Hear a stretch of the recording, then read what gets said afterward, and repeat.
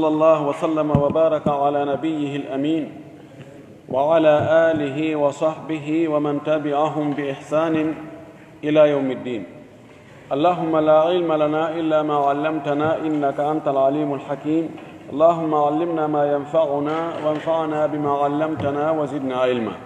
اللهم اجعل علمنا حجة لنا لا حجة علينا. رب اشرح لي صدري ويسر لي أمري واحلل عقدة من لساني يفقه قولي. قال المؤلف رحمه الله: تسنيم القبر وتسطيحه. يوغينغول قبر ndun e liwlitagol feppina. Tasnim wadgol sanam ara no seeɓi no wayi wano manona ƴuugere ngelo bani tano waɗi ni fotto e dow ni seeɓi. Tasdi ko feppingol ni hara no waɗite ni yañña hara ƴumaki waɗi ƴuugere ni. ittafaqa alfukaha'u karama ko famɓen ɓe fotti ala jawazi tasnimi alqabri wa tasdihihi, dagagol ƴuuginingol gabru ndun e feppingol ndantinɗina. qala tabari, imam ibnu jarir tabari o maki: la uhibbu an yataadda fi lquburi ahada almaanayayni min taswiyatiha bil ardi aw raf'iha musannamatan qadra shibrin. o wi mi yiɗa nde feƴƴintinte yataadda nde yawtata feƴƴita ka gaburuji gootel e ma'anaji ɗin ɗiɗi, gootel e faandundeji ɗin ɗiɗi. min taswiyatiha bil ardi, feppingol e leydi ndin ana wona hara ndu ndeylin ɗinna, aw raf'uha ma townugol ndu musannamatan hara ndu ƴuugin ɗinna qadra shibrin embere cuɓal ala ma alayhi amalu muslimina, e ko woni e mum kon golle julɓe ɓen fewno ɗo. wa taswiyatul quburi laysat bi tasqihin, o wi feppingol gabaruji ɗin wona ndeylin ɗingol dey. wa qad ikhtalafa alfukaha'u fi lafdali minha, ma ɗum minhuma. karama koɓɓe ɓe lutodiri ko honno ɓuri moƴƴude e ɗiɗo ɗiɗi: waɗugol ƴuugere ka ndeylin ɗingol. fa naqala alqadi iyad, oɗo alqadi iyad alyahsabi almaghribi almaliki, oɗo o wi o eggi an akthari ahli lilmi, ko ɓuri heewde e yimɓe gandal ɓen, anna al afdala tasnimuha, wonde ko ɓuri moƴƴude ko ƴuugolingol gabaruji ɗin. li anna sufyan attammar haddathahu, saboɗo sufyan tammar yewtimo annahu ra'a qabra annabiyi sallllahu alayhi wa sallam musannama, wonde o yi gaburu nelaɗo ndun no ƴuugolina. rawahu lbukhariyu, ko filli o ɗo batte ko imamu lbukhari. wa hadha ra'yu abi hanifata wa malikin wa ahmada walmuzaniyi wa kathiri min alshafi'iyya. ɗon ɗo ko feere ɓe lintaɓe ɗo, koni kamɓe ɓe yiiri. wa dhahaba alshafi'iyu ila anna tasqiha afdalu li amri rasuli sallah sallam bitaswiya. imamu shafi'i yahi kañum wonde ndeylin ɗingol gaɓuru ndun ko ɗum ɓuri moƴƴude, sabu nelaɗo sallllahu alih wa sallam yamiri yoɗi feppine ɗi ndeylin ɗinne. ɗiɗo ɗi noon ko on tigi waɗi o ella ala e mum. ta'limul qabri bi alamatin, mandingol gaburu ndun mande, waɗugol mande e gaburu fiyo gaburu ndun andito. ta'lim jangingol e mandingol ko guutu kam windoɗi. yajuzu an yudaa ala alqabri alamatu, no dagi waɗugol e hoore gaburu on mande, min hajaratin wano hayre, aw khashabin ma e peccal leggal, yu'rafu biha, hara gaburu ndun andirte sabu nden mande ɗon. lima rawahu ibnu majata, sabu ko ibnu maja filli kon an anasin, o itte anas bnu malik anna nabiya sallllahu alayhi wa sallam wonde nulaaɗo allah on a'lama o maandinino qabra uthman bne mad'unin bi sahratin nelaaɗo maandinirino gabru oɗo wiyete uthman ibnu mad'un ko kanko mi sikki e ferɓe ɓen i makka ari medina kanko atti mayde surre bagiya ko siɗɗo makko o wullunomo ha gonɗi ɗin yalti hibbi ka waɓɓugo uthman o waɗi maande nden hayre o addi hayre tuntere o waɗi ɗon o woni mi waɗa ɗum ɗo maande mi surra fiɓɓe am ɓen ɗo oɗo hadith cheikh albani maki himo moƴƴi himo selli ay si a famali ko fandaɗo alama wada'a alayhi assahrata liyatabayyana bihi o waɗi e hoore gaburu on maka takko gaburu tuntere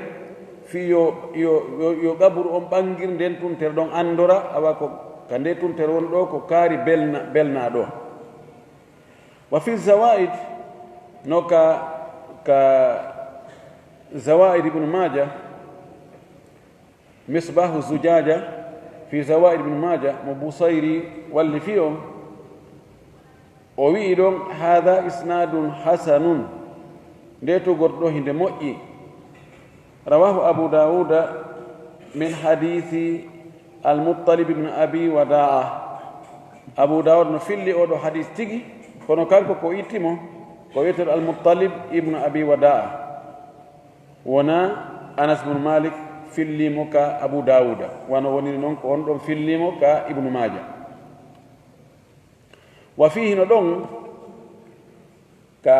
sunan abi daud annahu hamala sahrata fa wada'aha inda ra'sihi nelaɗo rondino tuntere nden addi nde wallinide ka hoore gaburu on ka telen sala kanko usman bin mad'un wa gala o maki ɓawo wallini tuntere nden ata'allamu biha miɗo maandinira nde ɗo tuntere mi andira nde sabu nde ɗo gabra ahi gabru o siɗɗo an ɗo wa udfinu ilayhi aw wa adfanu ilayhi mi surra ɗo man mata min ahli maayiɓe ɓen wo e yimɓe am ɓe ge ɓeygure ande mayɗo wo mi ara mi surrata ko ɗo oɗo kadi cheikh albani maki hadis on hino moƴƴi wa fil hadis no ka hadis ɗo no tindina ɗo istihbabu jam'i lmauta al agaribi fi amakina mutajawira no ɗo yiɗegol moɓidirgol mayɓe ɓattodiraɓe on tigi ɓen wara ɗum e nokkuji ɓattodirɗi hodduɗi li annahu aysaru li ziyaratihim sabu ko ɗum won ɓurata newade fi juuragol ɓe wa akthar litterahumi alayhim ko ɗon ɓurata ka ɗuɗude fi argol yurmina ɓe du'anoɓe no ɓuri so tawi kaburu o yano ɗo o yano to siɓe fof ɓe woni nokku gotum ara to inna ɗa ko gaburu kaarijo ɗa ko kaarijo ɗa ko kaarijo ɗa ko kaarijo yo allah yurmiɓe yo allah yaafoɓe ɗon ɗo no yiɗa khal'u anni'ali fil magabiri ɓortagol paɗe ɗen ka berɗe ko honɗum woni ñawore ɗum kadi dhahaba aktharu ahli lilmi yaari ko ɓurɗurde yimɓe gande ɓen ila annahu faade e ko hani andugol kon la ba'asa bil mashi fil magabiri bin ni'ali ella ala yaagol ka gaburuji ton yaada e paɗe watto paɗe yaha ka berɗe qala jarir ibn hazimin oɗo o wi ra'aytu alhasana yani albasri wa ibn sirin muhammad ibn sirin ɓeɗo komi kibari tabi'in o wi mi yiɓe ɗo yamshiyani hiɓe yaha baynal quburi hakkunde gaburuji ɗin bi ni'alihima wondude e paɗe maɓɓe ɓe watti paɗe maɓɓe hiɓe yaka hakkunde gaburuji wa rawa al-bukhari wa muslim imam al-bukhari imam muslim ɓe filli wa abu dauda wa an-nasa'i e ɓeɗo an anasin ɓe itti anas bnu malik an nabiyi sallllahu alayhi wa sallam kankade o itti e nelaɗo annahu qala wonde nelaɗo maaki inna al abda tabiti wonde jiyaɗo on ida wudi'a fi qabrihi so wallinama ka qabru makko wa tawalla ashabuhu ɗimmoɓe makko ɓe wondi ɓe makko ɓe hucciti ɓe gayni surrugol ɓe hucciti innahu no kanko mayɗo wallinaɗo ɗon on la yasma'u himo nana qara'ani alihim duɗɗande paɗe maɓɓe ɗen ndiɓɓande paɗe maɓɓe ɗen honkande paɗe maɓɓe ɗen ka leydi haray mo jenti faqad istadalla al ulama'u bi hada al hadith karama ko ɓen dallinori o hadith ɗo ala jawasi l mashyi fi l magabiri bin naali dagagol yaagol ka hakkunde gaburuji ma ka berɗe yaada e paɗe harano wattiɗe id tawde la yusma'u qar'u naali illa ida mashaw biha tawde nanata ko ndiɓɓande paɗe ɗen sinaranto yaaru paɗe ɗen paɗal ngal tun ngal wattaka ngal yaara nanata ko hengal ndiɓɓa wa kariha al imamu ahmadu al mashya binniali assabtiyati imam ahmadu añi yaarugol paɗe guri paɗe bot fermé guri fil magabiri ka gaburuji ko paɗe sabtiya ko paɗe moƴƴinaɗe guri hoppangi o yiɗon himo añi o wi lima rawahu abu dauda wannasaiyu wa ibnu majata sabu ko ɓeeɗo filɗi kon an bashirin ɓe itte oɗo olle mawla rasulillahi sallllahu alayhi wa sallam ko rinɗinaɗo nelaɗo on anna rasulallahi tabiti wonde nulaɗo allah on nadara ila rajulin o ndaari gorko yamshi fil guburi himo yaha e gaburuji ka hakkunde gaburuji alayhi na alani tawi mo watti paɗe ɗiɗi fagal laɗo maki ɓay o yiimo ya sahiba sabtiyatayni ko an yo jomiraɗo paɗeje bottu ɗiɗi way hak bonema way hak hehema alqi sabtayitayka sabtitayka aw sibtitayka aw sabtitayka sibti ma sabt bugo ɗe paɗe ma ɗo ɗiɗi fa nadara rajulu gorko ngo ndaari ko hombo woni mo wiide ɗo yo bugo ɗe paɗe makko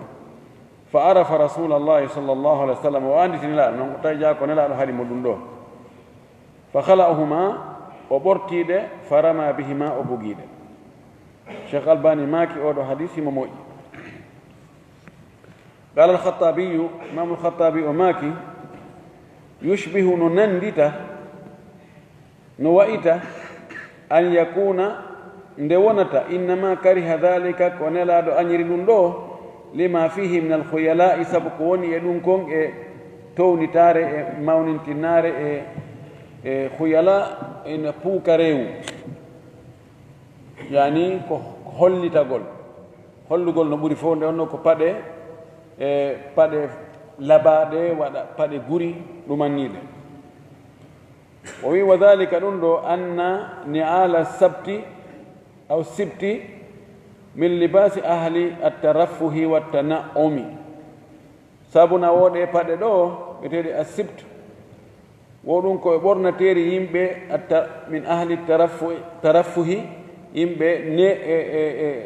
rafahiya ko patron yagal ko yimɓe patron ɓe wattana yimɓe wonduɓe e patron yagal wattana'umi e neminagol ko yimɓe e jomiraɓe ngalu jomiraɓe nemaji ko ɓen ɓornotoɗen paɗe ɓornagol noon si faɗen paɗe tawata foppu ndaara inde ji ayi paɗal o landike ngal ɗo ko jelo so ɓe wolnimo tawatama e hunduko ƴettugol ɗum yaada ka berɗe nano kuure ka mantorte wa dhalika ɗum ɗo o wi summa gaala refte o wi kanko alkhattabiyu o wi fa ahabba sallllahu alih w sallam nelaɗo allah o yiiɗi an yakuna dukhuluhu almagabira nde wonto natagol mo ka berɗe ala ziyi tawadu'i e ɓornateri conki yankinare wa libasi ahli lkhushu'i e ɓornateeri yimɓe hulɓe allah yimɓe yankiniiɓe. walkarahatu inda ahmada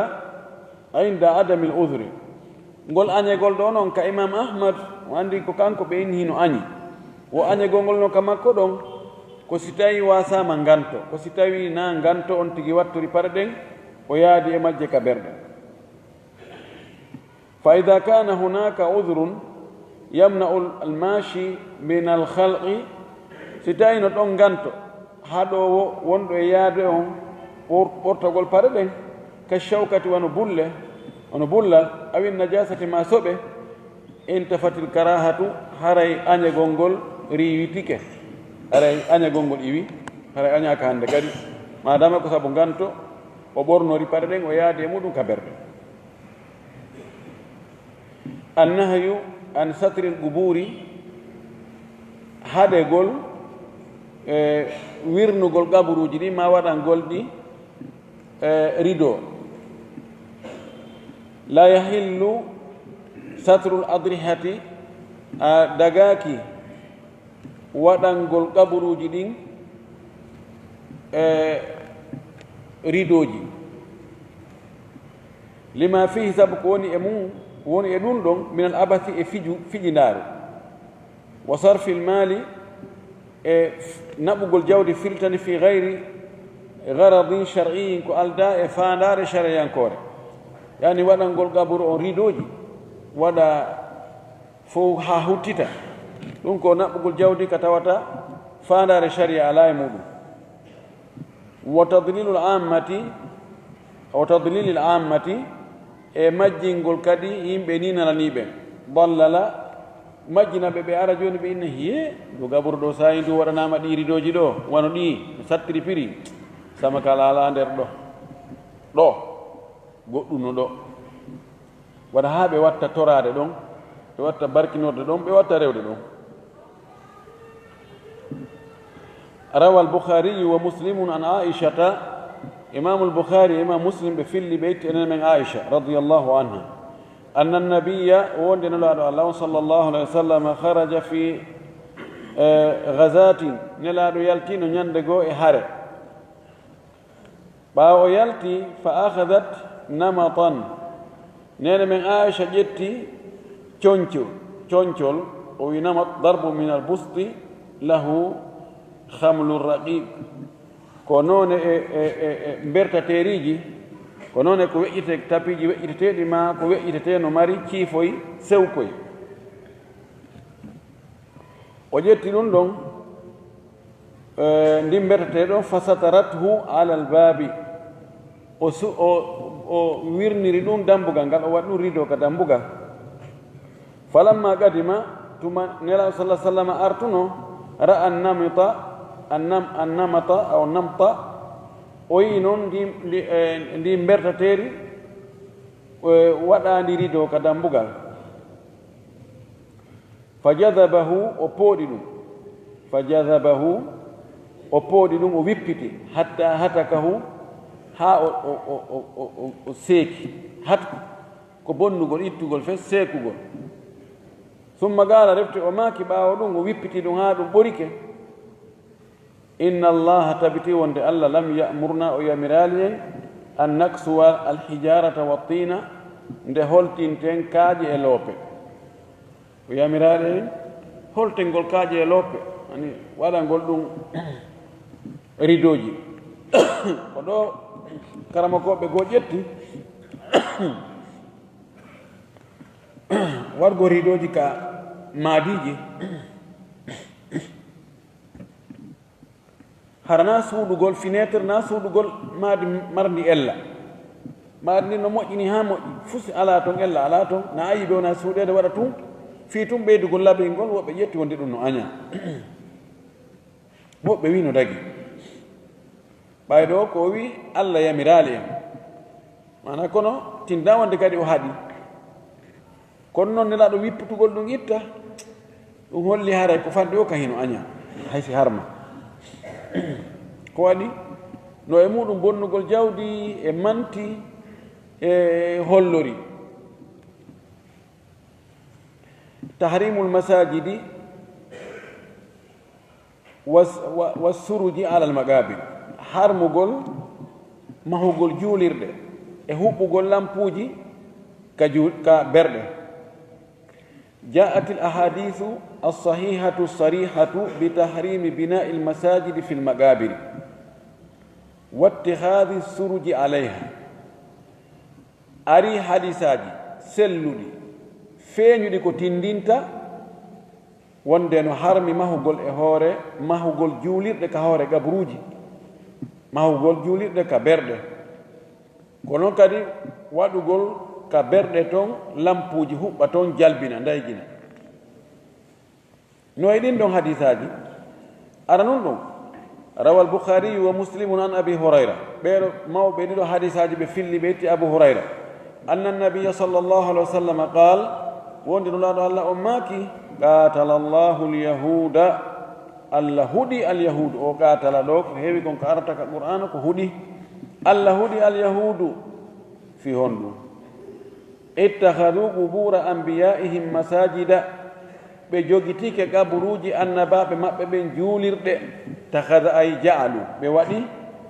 ɓe waɗi kaburuji annabaɓe maɓɓe ɓen juulirɗe. ɗimmum ɗum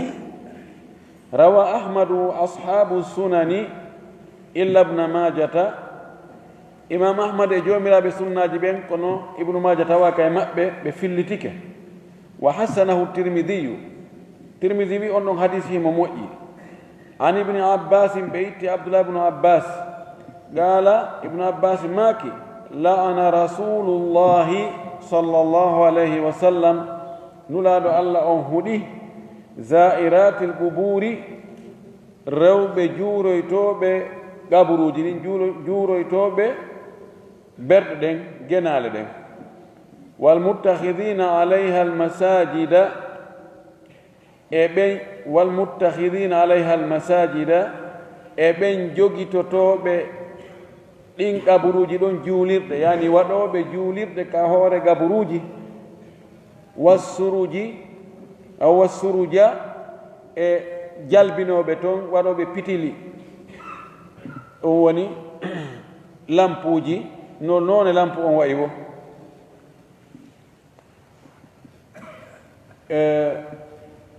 Cheikh Albani maaki hadis on ko lowɗo.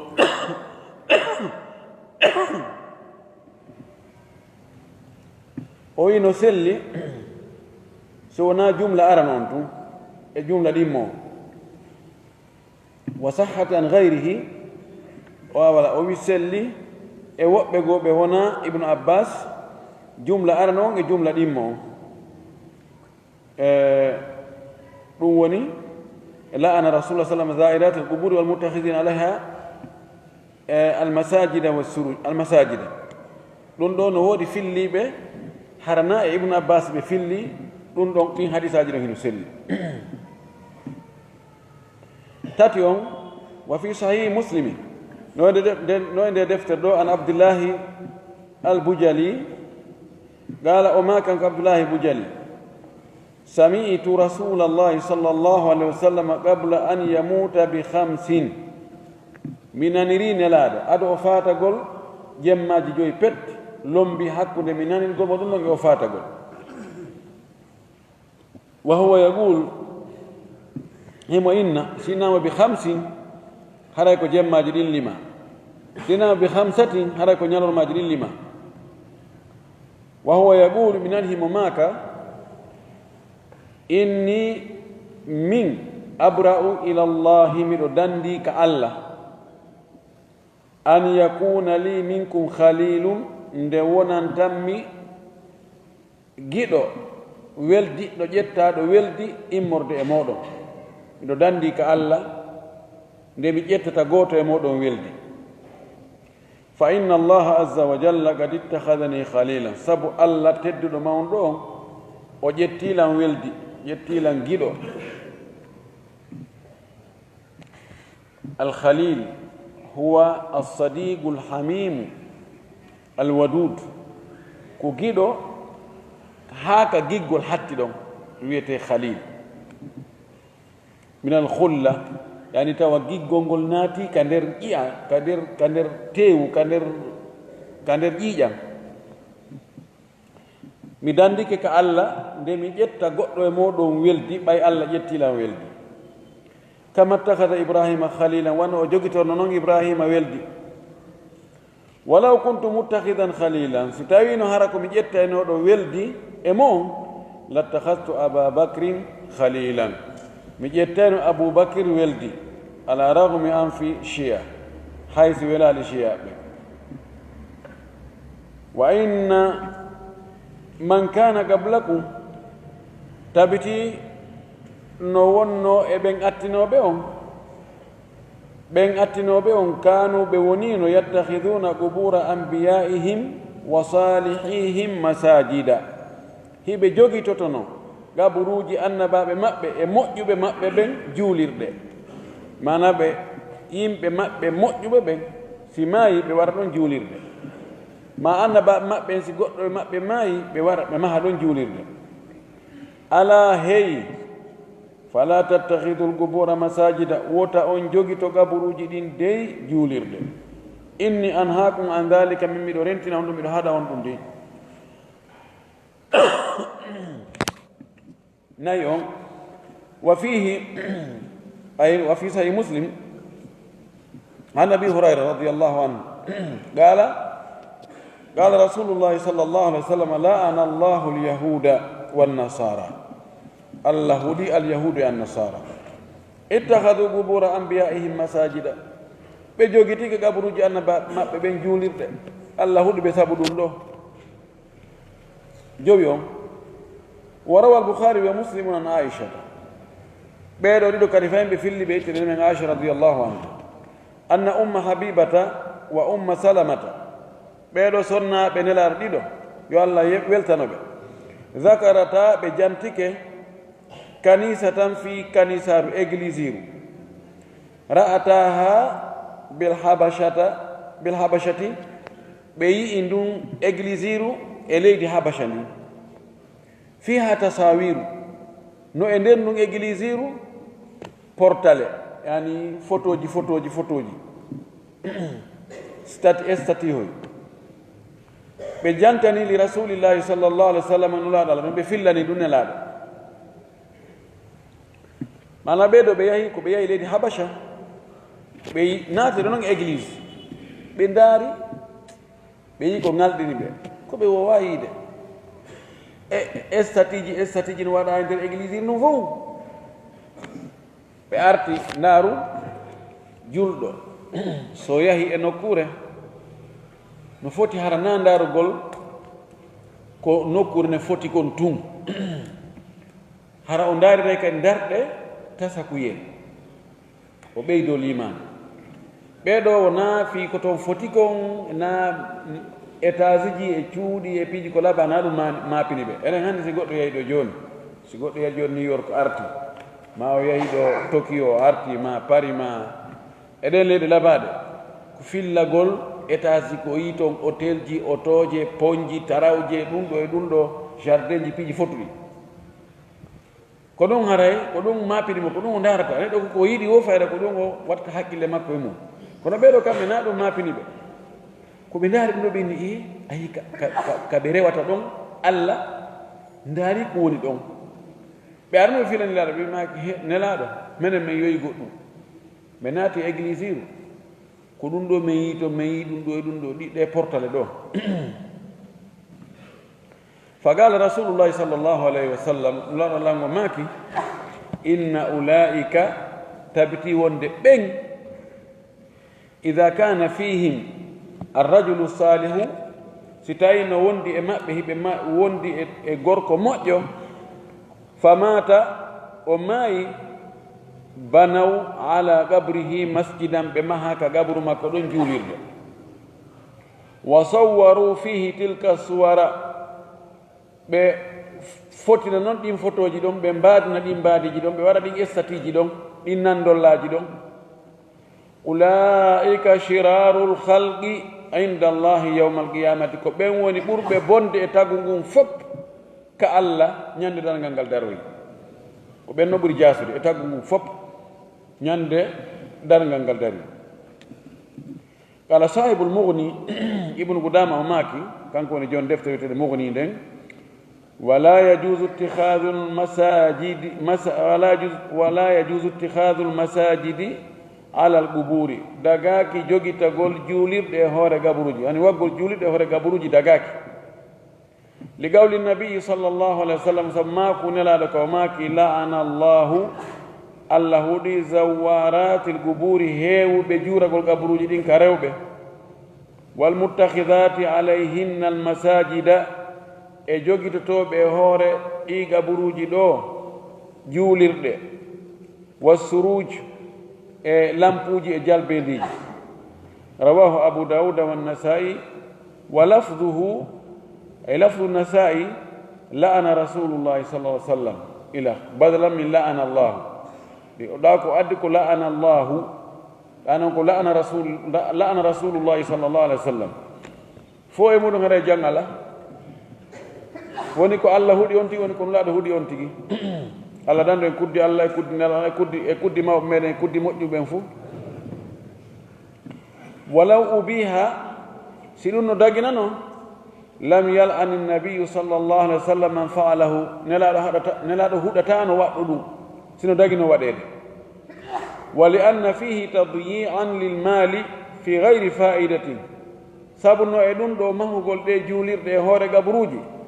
no ɗon yeɓugol jawdi ko alda e nafoore wa ifratan fi ta'dhimi alquburi e fantinagol kam mawningol gaburuji ɗi ashbaha nandi wayi bi ta'dhimi al-asnami mawningol sanamuji ɗi nandi no ɓe mawnino sanamuji ɗin noon argol maha kadi woni ɗon moƴƴina kadi woni ɗon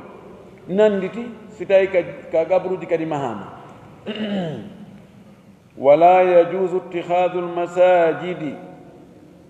على القبور لهذا الخبر دغاكي جوغيتاغول موجينغول جولير دي هوري قبروجي دي سبو خبر دو ولأن النبي صلى الله عليه وسلم قال كادي تاود الله صلى الله عليه وسلم وماكي لعن الله اليهود اتخذوا قبور أنبيائهم مساجدا Allah hudi alyahudu ɓe jogitike ɓe waɗi gaburuji annaba maɓɓe juulirɗe yuhadiru min mithli ma sana'u himo rentina mofte makko ɗen taɓe waɗu sifa ko ɓeeɗa wanno kon muttafaqun alayh wa galat aishatu nene men aicha maki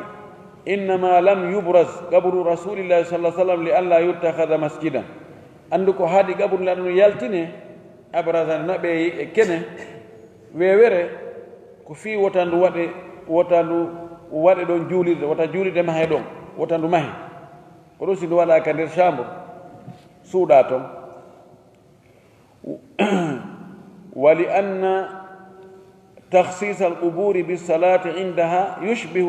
yushbihu ta'dhima al-asnami laha o wi sabu kadi hertingol gaburuji ɗi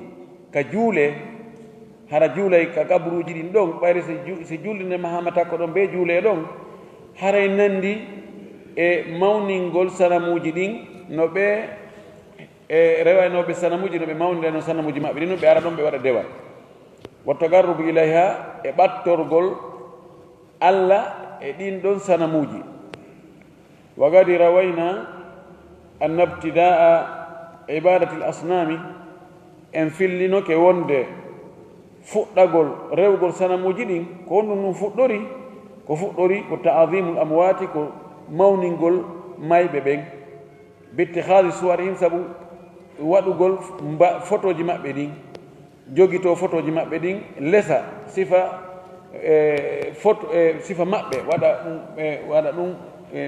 mbaadina ɗum waɗa ɗum estatiji wa mashiha e fittugol ɗum ara fitta ɗum e muɗum barkinora ɗum wa salati alayha e juulugol hoore muɗum ma juulugol takko muɗum fewta ɗum juula mawnno ko ɗon fuɗɗori ɗi sanamuji fof majji si tawi darama no tariha o windiri noon ko yimɓe moƴƴuɓe wakkilinoɓe dewe ko ɓen ɓawoɓe fatike yimɓe maɓɓe ɓen inni ndara sen tertori ɗum ni fiiɓe mutay kori anni e moƴƴo kono hawrondal e sawaba joni ko watten fi tafi ɓe mutu ɓe andi ko ɓe yangani en kon ko ɓe yangani dina kon ko yen waɗu mbaadi maɓɓe lesen nandintinnen e mbaadi maɓɓe ndin waɗen cikken ka gaburu ɗo are tu yiya inna eɓe andita ina woyi ko souvenir ina woyi ko kaari ni no yiiɗa mbaadi makko ni antuɗamo anta e golle makko ɗen an kadi wakkilɗa waɗa sifa ɗen golle ko waɗayno anta ko haɗayno kon acca ko yamirayno kon waɗa ɓe jokkiri noon wona sownoɓe ara ɓe daroɓe ara woyi ko kaari ni daro ɗon ha yooma immo hoota yaari noon ɓiɓɓe maɓɓe ɓe watte adugo ɓiɓɓe maɓɓe ɓiɓɓe ɓen daro ndaara mawɓe muɗum dari ɗon no yongoron ni no ndaara on foto ɗon kañum annda ko on ɗum ɓe mumune wadde woni ha babiraɓe maayi ɓiɓɓe kadi watte ara daro ɗon kañum anndagoy ha yahi noon ha sikka joni awa ko ɗum ɗon joni ko on photo ɗon ko on ɗum ɗon won ala e ɗum darete ko ɗum mawninte yejjitanoma fi waalinoɓe surranoɓe ko noon yaari ha joni soto kon ɓurti salnu ɗum piiji ɗin fof ka fuɗɗode haray ko doy fuɗɗiɓe ɓen haray kamɓe ɓe andi taw ko fiyon no ɓe fuɗɗani kono yaho yeysi mutoyke majjoya few langa hoore gara nde majja few hande kadi wona koko feeñi ɗon kon ko ɗum ɗon tun woni ko suta ɗum noon ɗum ɗo lekki ɗum ɗo on fuu ko tawta gabru ɗum hara ndu moƴƴinaka ndu ɓurnaɗo ya gabruji luttuɗi si tawi tun on neɗɗo tedduɗo ɗon wakkilɗo dewal gabru makko on sendirama e gabruji luttuɗi ɗin yawoya ha inne ha sayi ndu gabru ɗo kan no waɗira sifa ni ko woni ɗo ko nasama kala ɗum ɗon ko lawnu joni woni neɓata ko kaka mahugol ndu inne heeɓen awatomo kala mo mbuɗu muɗum tawa do e fi nde julide wona nde mahede tak ko gaburu cheyfu kaari en alhamdulillah maɗum gaburu on no mahede no moƴƴinede gaburu on no moƴƴintinede no moƴƴinede awa haray torondirama ɗon kan ittuɗo wo no andi ɗon ko fi mawningol gaburu on e wonɗo ton on ko ɗum ɗon woni ko waɗana si ɗum mahama cuɗama karolama ñeñama pentama labinama windama ɗaɓan waɗoɓe ɗum ɓen woɓɓe haray lahum ma'aribu ukhra no woni ton ko ɓe faami si tawi joni ko ɓiɓɓe ɓen woni e waɗande ɗum gaburu ɓen muɗum no anda aroɓe ɗon ɓen haray woday ko ɓe addi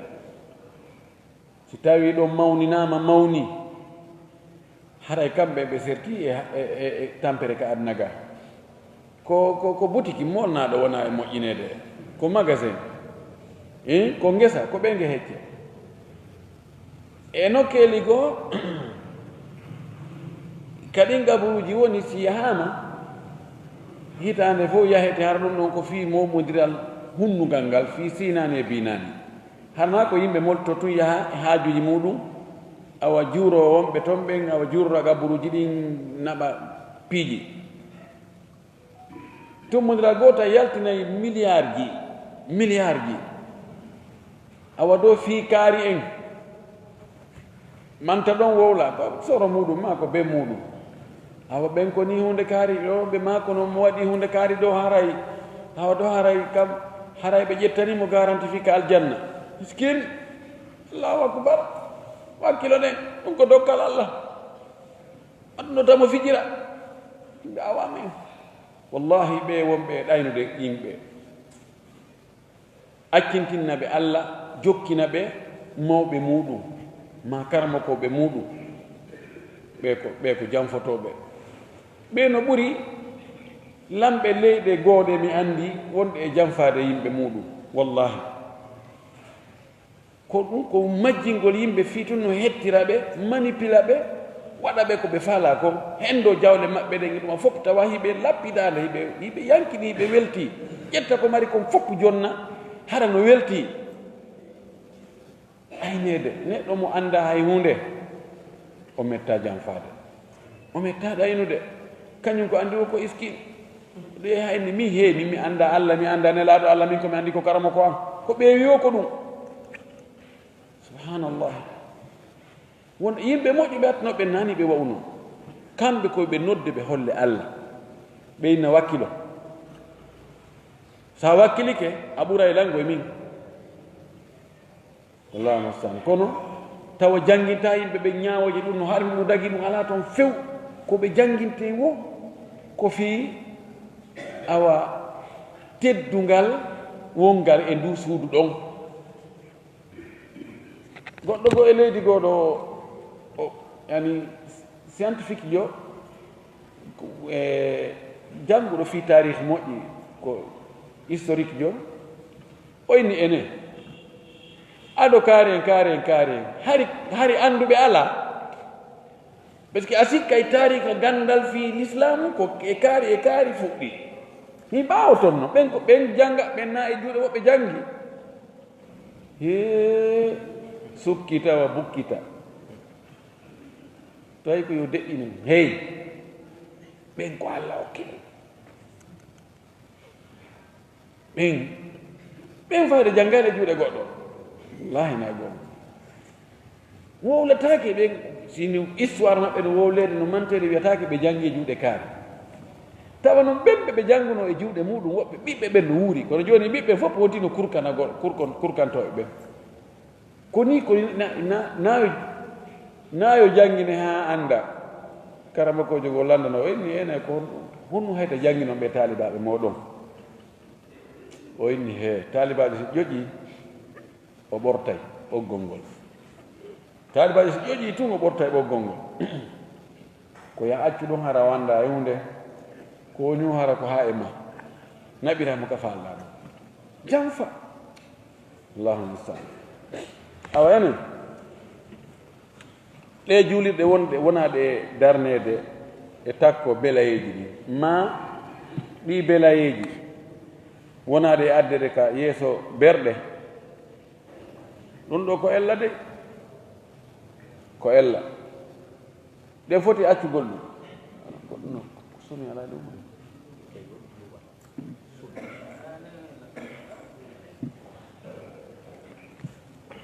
eto ɗen haa ɗum ɗo acca faatiɗo wo faatiɗo yo naɓe ka berɗe ka fof wona e surrede toon surroye toon tuma wo goɗɗo surrete ɗon yimɓe yahowɓe ɗon ɓen wooda e buydu aniɓe wonɓe toon ɓen kadi o heɓora ɗum ɗon rentagol dow ko nelaɗo haɗi kon ko ɗon jang on woni jarbugol ngol ko ɗon tana on woni naam o wi ɗo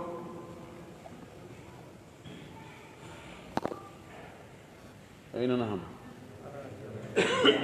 karahiyatu aldabhi inda alqabri añegol hirsugol ka gabru argol haa ka gabru ɗon adda ɗon daabe hon hirsa ɗon woni ko gertogal woni ko dookuwal woni ko dammol woni ko nagge woni ko ngeloba naha shari'u waɗɗo sharia on o haɗi ani dabhi hirsugol indal kabri ka gabru tajannuban sabu ka woɗɗitagol lima kanat tafaluhu ljahiliyatu ko tawata no waɗayno ɗum majjiyanko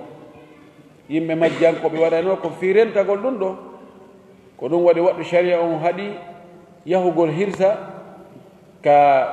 gabru ka goɗɗo surra wa bu'dan e ka woɗɗitagol ani tafahuri e wasondirgol mantodirangol wal mubahatu e fayin ko fahru mubaha ko gootum illugol menen meɗen ɓuri menen ɗo ko min waɗi ko goɗɗo waɗaɗo menen ko kolce capantati hirsaɗon nden ñande ziyara men on ɗon he hari ɗum waɗaka e nder Fuuta Jallo fo goɗɗo kadi ɓeynno menen kadi enen kadi enen kadi etoɗen ɓuren ɓe kamɓe ko capantati wanno enen waɗen capantati e joyi wona mubaha ye menen kam o meɗen ɓuri hen o ko min wanno kon waɗan menen mi wanno hunde kadi o menen kadi mi wanno hunde kadi menen kadi mi wanno hunde kadi wona mantudangol fi Allah iwino neeɓi subhanallah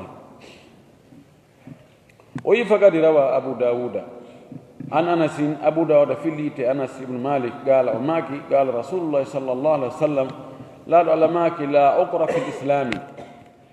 hirsugol ala kal islam okro ko soppugol koyɗe daabe on wano ngelom ban ma tonga mba ɓe waɗayno ɓe ara ɓe soppa koyngal ngal mbayana otoma ɗon ɓe boromba jahiliyankoɓen ko ɗum ɓe waɗayno kono fayda ko ɗum ɓe waɗano o akru ɗo ko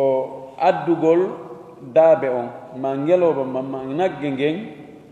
ka takko gaburu ma nokku ka mawni ɗon ƴettoya ka woɗɗi ɗowa ha hewta ɗon hirsa fi teddingol ɗum hirsa inna oɗo o ko karasire wonno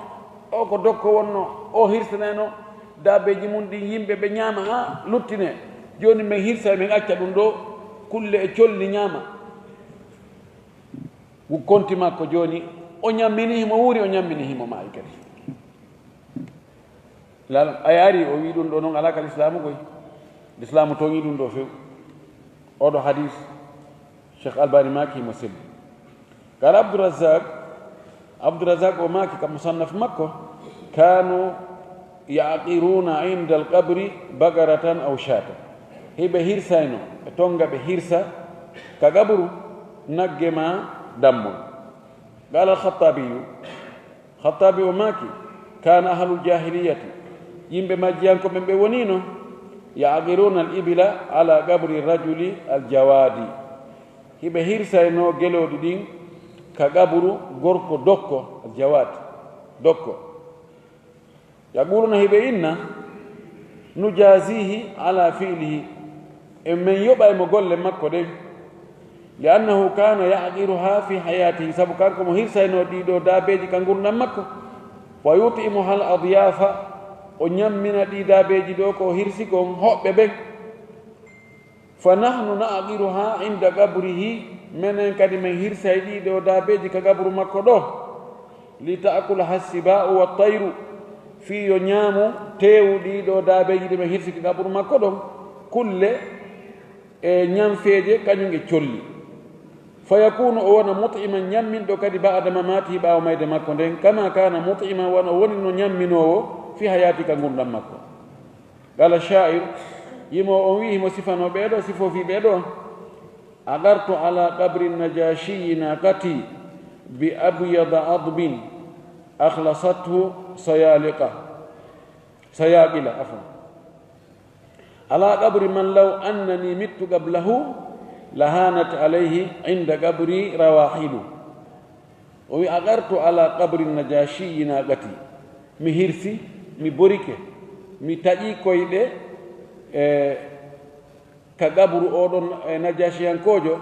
ناقتي نجلو بامبام مياري مهرسي كقبر مكرون بانجلو بام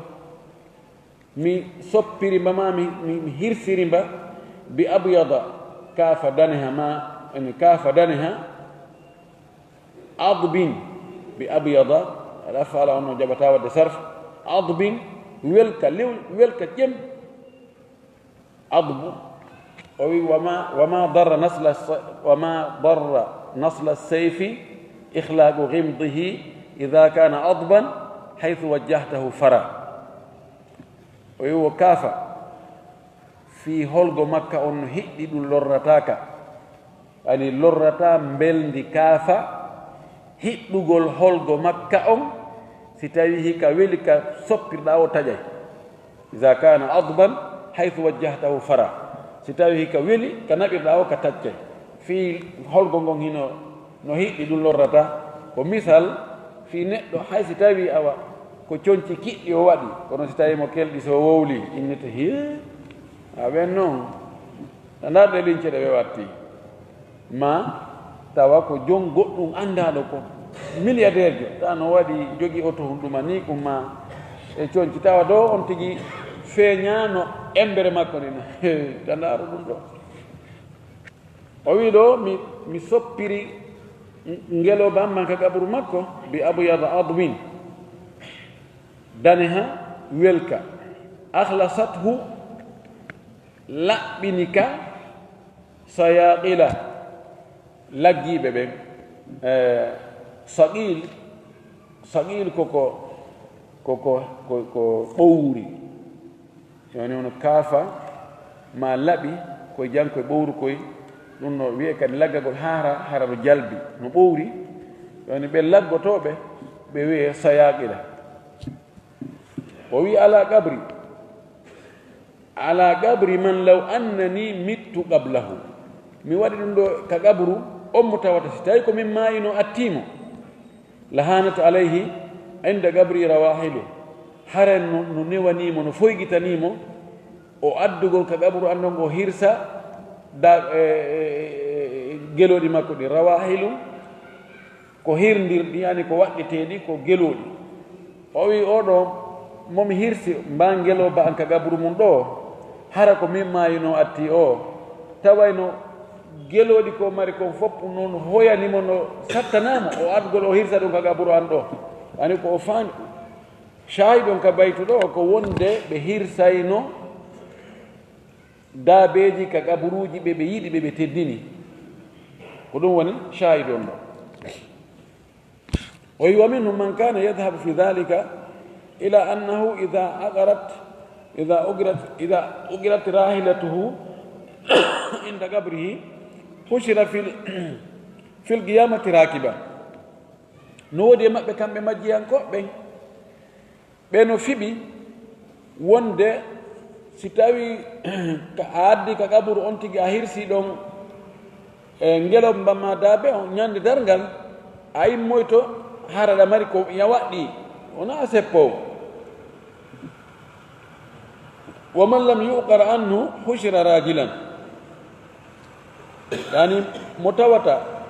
e daabeji wano geloɗi hirsama ka qabru muɗum so immintinoyama ñande dargal o immoto hara mo waɗɗi nde mo yaha ka ummita amma si tawi o hirsanaka e hunde nde mo yaha to hara ko seppowo wa kana hada ala madhabi man yara albatha minhum ba'da almaut ɗum ɗo ko e laawol ɓe tawata e ɓe majjiyankoɓe ɓe hiɓe yii wonde immital no woodi ɓaawo mayde no woodi gomɗinoɓe wonde son tigi mbawi o immitoto ɓe ɗuuɗano kono ɓen no wooduno ko ɓen wi'i ɗum ɗo amma wiɓe mo maayi lanni ɓen kamɓe wiyata ɗum ɗo ɓe hirsita sabu ɗum no few ɓamen ɓeni kamɓe mo maayi lanni annahyu an aljulusi ala alqabri wal istinadi ilayhi wal mashi alayhi haɗegol jooɗagol e hoore gabru ma ɓahagol ndu soɓɓi ndu e mayru ma ƴawgol ndu cippa e hoore mayru seppa rewa e hoore mayru la yahillu alqu'udu ala alqabri dagaaki jooɗagol e hoore gabru wala al istinadu ilayhi wona soɓɓindagol e mayru ɓaho e mayru wala al mashu alayhi wona ƴawgol e hoore mayru seppa lima rawahu amru bne hasmin sabu ko oɗo filli kon qala o wi ra'ani rasulullahi sallllahu alayhi wa sallama muttaki'an ala qabrin nelaɗo yi'ilam miɗo soɓɓindi e hoore qabru fa qala allaɗo maaki la tu'di sahiba hada alqabri wota a lorru jondu qabru ɗo aw la tu'dihi imma ko la tu'di sahiba hada alqabri ko noon o wirima ɗum la tu'dihi wota lorrumo man wota lorru jondu qabru ɗo rawahu ahmadu bi isnadin sahih wa an abi hurairata radiallahu anhu qala rasulullahi sallllahu alayhi wa sallam abu hurayra filli o wi'i nela sa sallam maaki la an yajlisa ahadukum wallahi nde goɗɗo e moɗon jooɗoto ala jamratin e hoore ƴulɓere ma doccotal no wiye leggal yiite fa tahriga thiyabahu ngal sunna coñci makko ɗi fa tahlusa ngal hewtoya ila jildihi ka guri makko hayru lahu ɗum ɓuri moƴƴande mo min an yajlisa ala gabrin ende jooɗto e hoore gabru rawahu ahmadu wa muslimu wa abu dawuda wannasai wa ibnu maja hadis selluɗo ken wal qawlu bil hurmati madhhabu ibne hasmi konngol wiigol ɗum ɗo no harmi jooɗagol e hoore gabru on ibnu hasme ko ɗon o yaari kanko ɗum laawol makko ngol lima warada fihi min alwa'idi sabu ko ari ɗum kon e ɗi kambaji ɗo ɗi kambaji ko holli wonde walgol ngol no harmi qala o wi'i kanko ibnu hasme وهو قول جماعة من السلف منهم أبو هريرة رندو كونغول دنتال اتنو be moƴƴu be no e mabbe Abu Hurayra be wonde non no harmi wa madhhabul jumhuri lawol burbe dudde ben karma ko ben anna dhalika makruh wonde dum no anya jodagol e hore gabru qala an-nawawi imam an-nawawi o maki ibaratu ash-shafi'i fi al-ummi kongol shafi'i ngol no o windiri non ka defte makko tele ko deftere figu andande lollunde kongol no windiri ton non o wi wa jumhurul ashabi e dental wondiɓɓe ɓen so tawi imamu Shafi'i wi imamu Nawawi wi'i al ashabu ala ko fandi ko shafiyankoɓe ɓen o wi dendanangal kadi shafiyankoɓe fi turuqi kulliha e laawi ɗin fof ɓe jogii turub ɓeɗo fillorani annahu yukrahu ljulusu wonde no aña jooɗagol e hoore gabru wa aradu bihi karahata tanzihi ko ɓe faandi ɗo ko añugol tun fi laɓɓingol na añugol fi wene karahatu tanzih e karahatu tahrim añegol laɓɓingol e añegol harmingol kama huwa mashhurum fi istimali fuqaha'i won ɗum andira noon no lolli ka gollitirgol karama koɓe si ɓe inni makruh ma karihuhu ma ana akrahuhu ko ɓuri heewde kon hara ɓe fandaki harmingol ko añegol wa sarraha bi kathiru minhum ko heewi e maɓɓe kon ɓe laɓɓini ɗum kadi poygo ɓe ni ɓe holli wonde añegol ngol ɗona harmingol qala o wi kanko imamu Nawawi wa bihi qala jumhurul ulama'i ko ɗum ɗo wi'i dental karama ko ɓen fayda karama ko ɓen ɓurɓe ɗudde ɓen min hunno e ɓen annakhayi ibrahima annakhayi والليث بن سعد وأحمد وداود قال أوي ومثله في الكراهة صفة نندوك أن يقول جودا قول هورا قبرهم صفة منكدي نو أنيا الاتكاء عليه سوء بند قول هورا قبرهم والاستناد إليه إباح قول قبرهم وذهب ابن عمر من الصحابة ابن عمر ياهي كصحابة وأبو حنيفة ومالك بيدو ياري إلى جواز القعود على القبر بيهي بيدو ياري وندن دقي جودا قول هورا قبر قال في الموطأ إمام مالك ماكي موطأ مكة وماكي إنما نهى عن القعود على القبور فيما نرى أي نظن للذاهب يقصد لقضاء حاجة الإنسان من البول أو الغائط وي أندو كونلا دو هادي جودا قول إهوري قبروجي دين نمين من يرينو فيما نرى كمن يكون يعني في رأينا كمن سكيكم كمن تنجنيكم كونلا دو هادي دون كو يهو للذاهب كو يهو يقصد هراي مفاندي لقضاء حاجة الإنسان هنتو قول هاجو نتو من البول ونبولغول أو الغائط ما huntugol haaju njano hurgo njanogo o wi mino tagini ko ɗum ɗo arabu no inne anta ga atta huna ko ɗo jooɗiɗa ta ko ɓe faandi ko yani ko on tigi ɗo hunti haaju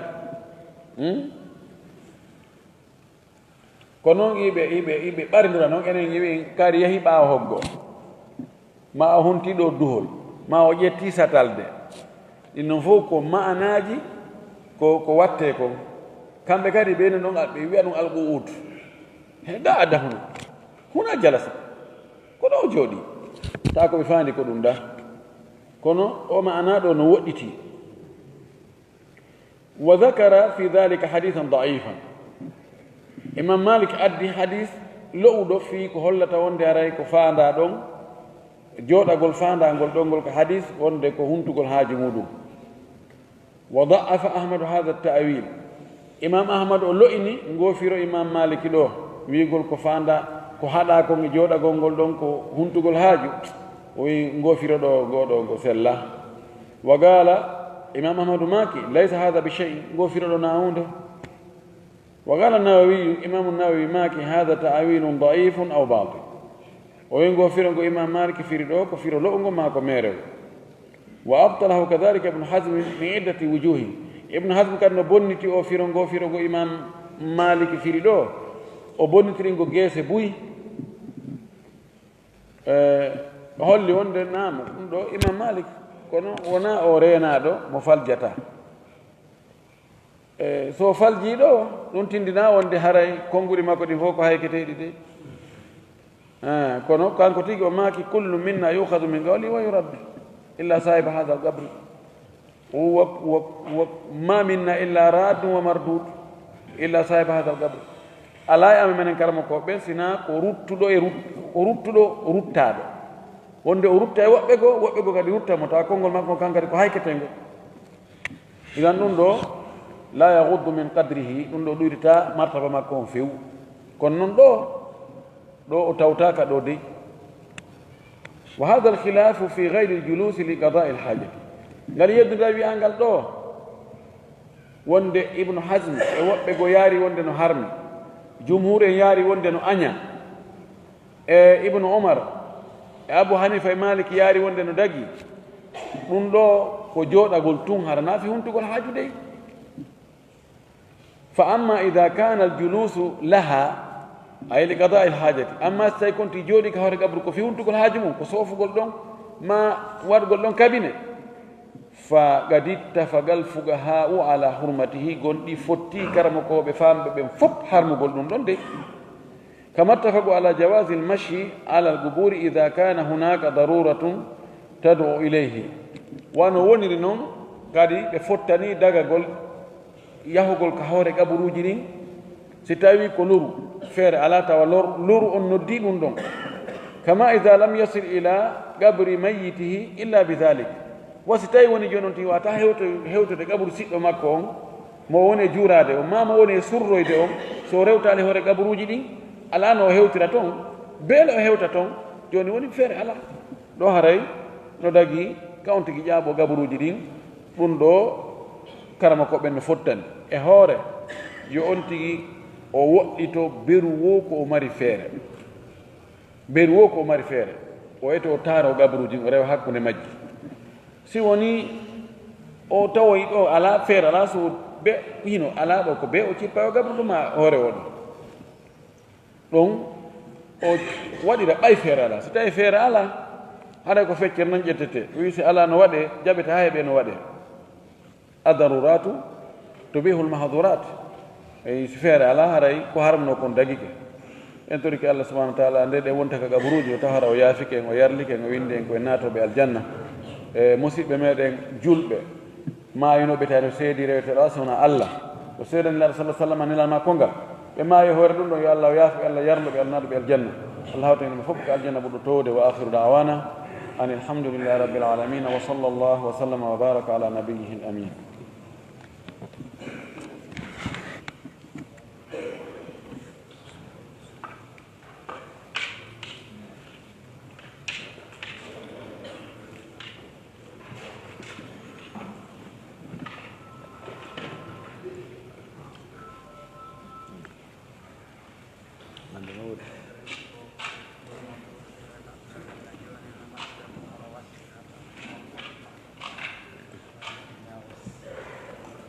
no ɓayni joni noon ɓayere e jangi ɗo moɓidirgol siɓɓe mumen fof ko surraɓe nokko gotu yalɗino no wawi wonde dali joni ƴettugol ɗo fure konakir ɗo naɓa ɗum fuuta ɗumne naɓude waɗoya takko mawɓe mum ɓe oya wona na hunde wotere masrat naqli mayit ɗum ko feere no gasa e janngoyeɗo yeeso ɗo nelaɗo sallllahu alayhi wa alihi wa sallam ko madina o woni berɗe ɗe mbaqiya ko ɗon ɗe woni ko ɗon o hertini o wi joni ɗon waɗɗo mande hara siɓɓe an kadi si maayoyi mi addeɓe mi surra ɗo si tawi ko berɗe ɗen no takko ka wonɗa ɗon na miɗa wawi ɓannidirde mayɓe ma ɓen waɗaɓe nokko goto si tawi no newo ɗum ɗo newnayi a ƴettu ɗo fure ɗum ɗa ɗo natta fuuta inchallah ko dambugal ngal ngal ore e yeeso mara ngal feƴƴiɗo ɓawa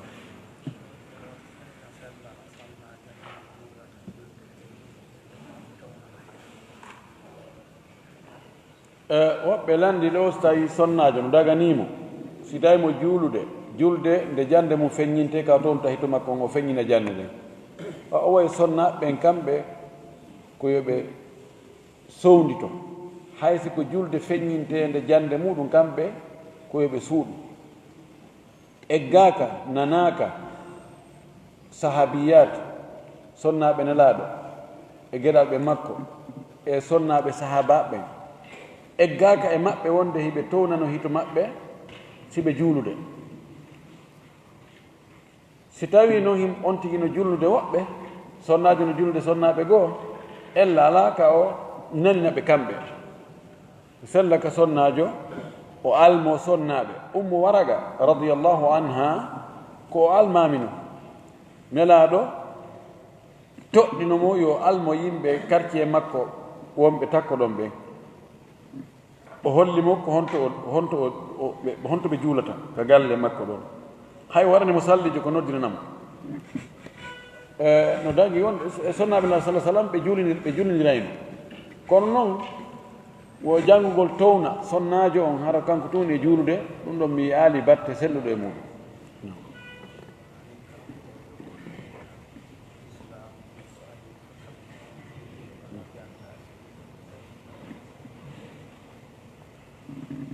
goɗɗo wi wonani karama ko ɓen no wiya l'islamu ko ardi ko sabu piiji joyi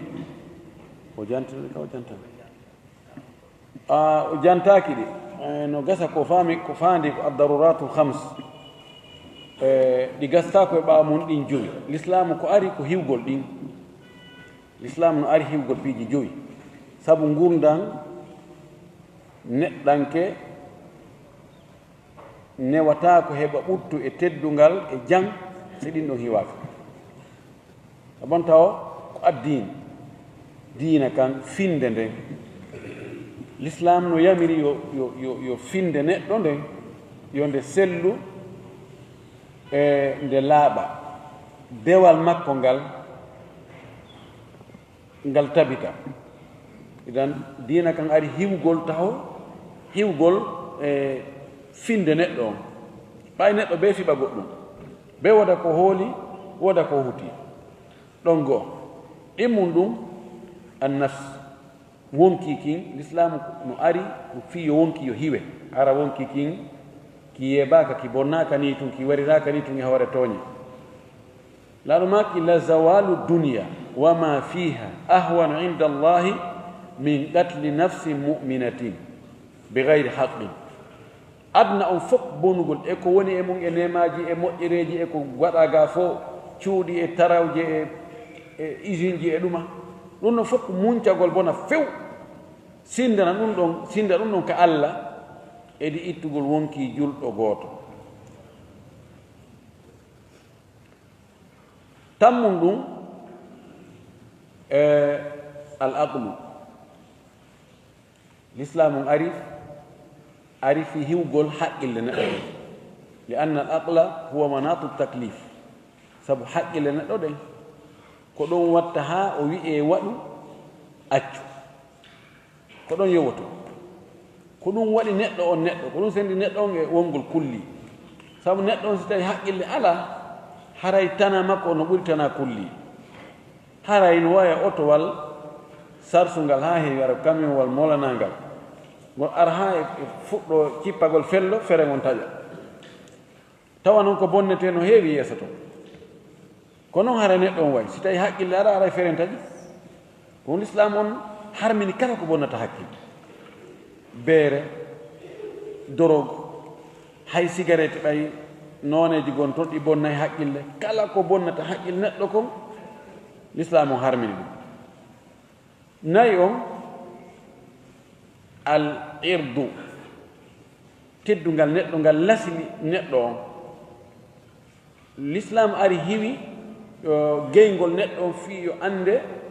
ko oɗo woni ben oɗo ko ɓeeɗo woni gorol oɗo ko oɗo ɗum harnayo jinin tum wawa mommunteji wasila l'islam o harmini zina fes woni wala tagrabu zina wo tan ɓatto sabu waɗa jillodira neɗɗo immo taw o annda hon boni ɓen ma si tawi neɗɗo yahi ha tawi o annda fayda hon boni ɓen makko fewndo ko hersa woduno fayda sago makko ko yo adna yo lannu kisan yo fof yo maayo si neɗɗo yehi ha heɓi tanaji goo o yeloto tun joni yo adna o lannu ko ɗum wat defata yimɓe goo warta goo waɗi on fattu yaagal kañum ala wigol hari no wi hari o ko tampuɗo hari o ko majjuɗo hari o ko bonɗo hari o wujjay hari no wawi wede joni hari o wuri ko yette sojo kono iwi kono wigol hari o ko fattujo ala ga hari ko fattujo nu mana joni na o fattujo ɗum ala jowi on almalu hewgol jawdi ndin tahono fuɗɗi e yamirgoyo ndi ɗaɓɓe si ndi heɓike haran ndi bonnaka allah wi wala tubadhir tabdhira inna almubadhirina kanu ihwana shayatin wa kana shaytan li rabbihi kafura o wi kadi kanko laɗo sallllahu alayhi wa sallam o maki inna allaha kariha lakum alqilu walqalu wa kathratu suali wa idaatu lmali allah yiɗana himo añani en wiigol ɓe wii ɓe wiiti e ɗuɗugol landagol hara naafi gollitirgol fi yo weñje artu e bonnugo yeebagol jawdi ndin idan hiwgol jawdi ndin kono wasi allah yi wala tutu sufaha amwalakum allati jaala llahu lakum qiyama ta en ƴettu jawle men ɗe jonna yimɓe jofooɓe yimɓe fufala fuuɓe ɗe bonna ɓe funsa ɓe waɗa ɗum ka tawa nafata o wi sabu ko ndi jawdi ɗo allah waɗi woni tugalal fi gurnanɗan yo newo on ko ɗiɗo jowi ɓeyni ko ɗiɗo islam o ari fi tabintinnugol e hiwgol sabu ko ɗiɗo watta ha gurnanɗan tawa ɗan newike kono ɗum woni komi andi e muɗum ɗo karama koɓe no fottani ɗiɗo na